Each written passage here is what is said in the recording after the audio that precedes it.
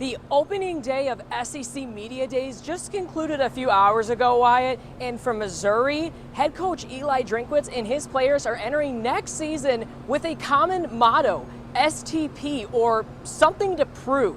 A term called talking season, which was coined by legendary head football coach Steve Spurrier, really defines this 4-day period, SEC Media Days, and it never fails with storylines. The 2023 SEC Media Days are getting underway, and the Missouri Tigers will be one of the first teams to speak. Yeah, the event is a chance to hear from all of the SEC coaches before the season. KMUA's Luca Vitale is in Nashville, Tennessee, and shows us what Missouri Tiger fans can expect for the big day. Once SEC Commissioner Greg Sankey takes center stage today, the unofficial beginning of the SEC football season is underway. We'll first hear from LSU and then Texas A&M, and then the Missouri Tigers, they will get the spotlight. Through those doors is the SEC football 4-day extravaganza, leaving last season behind. Head coach Eli Drinkwitz is bringing defensive lineman Darius Robinson, defensive back Chris Abrams-Drain, and O-lineman Javon Foster. And there's most likely going to be plenty of storylines with Drinkwitz heading into year 4, like new offensive coordinator Kirby Moore.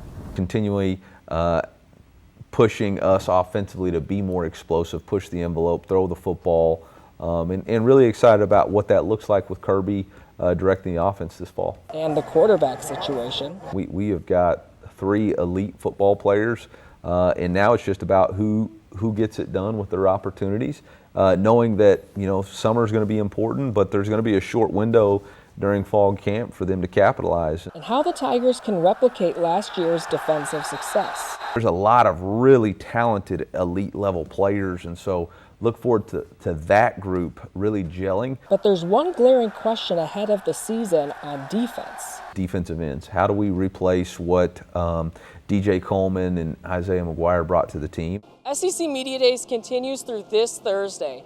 You can find the latest coverage on our website, KMU.com, or follow us on Twitter for the latest Missouri's SEC Media Day coverage. In Nashville, Tennessee, Luca Vitale, KMU 8 Sports. 4 years, 4 bowl appearances. But this year, it took Mizzou football half a season to accomplish that feat. And people are starting to notice this 6-1 Tigers team. 3 Mizzou players earned AP first half All-American honors. Offensive tackle Javon Foster is one of them. He made the second team. Meanwhile, cornerback Chris Abrams-Drain is also a midseason All-American, but a first-team selection. Abrams-Drain has 4 interceptions and 9 pass breakups halfway through the season. And of course, St. Louis native Luther Burden is also a first-team All-American at the midway point. Burden is the nation's 3rd leading receiver and has the most yardage through 7 games in Mizzou history.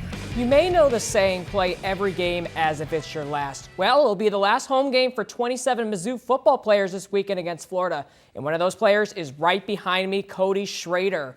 Schrader burst into the homes of millions of Americans with his 321-yard performance on national television last weekend against Tennessee. He became the first player in SEC history to rush for 200 yards and have 100 receiving yards in the same game. And he's the top rusher in the SEC as well. Some other names include Darius Robinson, Chris Abrams-Drain, and Xavier Delgado that will play their final game at Faurot Field this weekend. The holiday season has arrived, and so has the opening of the NCAA transfer portal. 4-star defensive back Toriano Pride Jr. is transferring to Mizzou per his social media accounts. The East St. Louis native is the #1 defensive back in the portal according to several recruiting websites. He had 37 tackles and 9 pass breakups in 2 seasons for Clemson. Pride Jr. has 2 years of eligibility remaining. History is in the making just down Discovery Parkway. Just last week, Tolton football captured its first district title in school history. And now the Trailblazers will appear in its first state quarterfinal this weekend.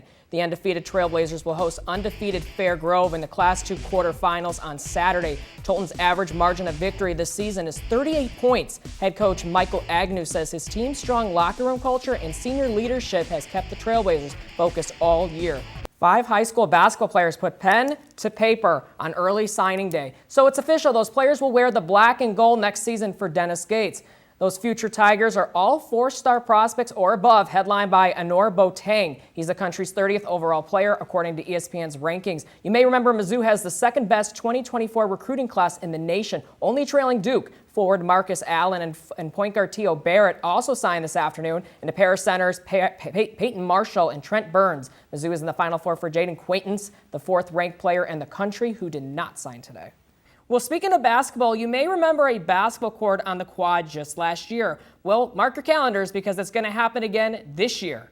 Mizzou Madness returns on Friday, October 6th at 9 p.m., just one day before Mizzou football welcomes LSU into town. Like last year, the men's and women's basketball teams will play interactive games, and there will be a DJ and food. An NHL team wins the Stanley Cup every season, and even when it's the franchise's first, eventually those coaches are dismissed. The Blues fired head coach Craig Berube just 2 hours after losing their 4th straight game last night. Berube is the only coach to lead St. Louis to a Stanley Cup title in its half-century-plus history. The Chief replaced Mike Yao as the interim head coach midway through the 2018-19 season.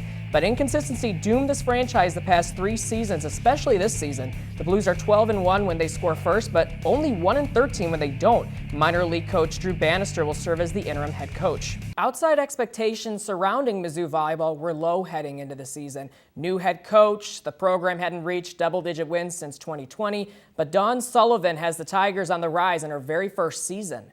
Mizzou hosting 12th-ranked Tennessee. The Vols won the first set, and you saw her in the opening shot. Jordan Iliff with the kill right here. There's a reason she was named the SEC Offensive Volleyball Player of the Week. Tigers won the second set, but Tennessee's defense made the difference in this third set. Erica Lovett with the block right there. Vols win set 3. We go to the 4th set, and Iliff showcasing the defense as she stands tall right here with the block at the net. Vols take the 4th set as Tennessee defeats Mizzou 3-1. 2 familiar faces to the Columbia area battling it out on the softball field. Former Columbia College Cougar Whitney Howell and former Mizzou Tiger Kelly Fick. Elias facing Hickman, and Elias, they're wasting no time in this one. Jaylee Howell with a blooper out to right field for a 2 RBI single. Crusaders up 4-0 just after 1 inning. But Elias's batting wasn't the only thing on fire tonight. Ava Morris grabs this heater out of the air. Nice catch there by her. But the Crusaders, they weren't done just yet. In the 4th inning, Caroline Klubba smacks one into right for an RBI single. That made it to 9-0 Satyrs, and Elias cruises to an 11-2 victory.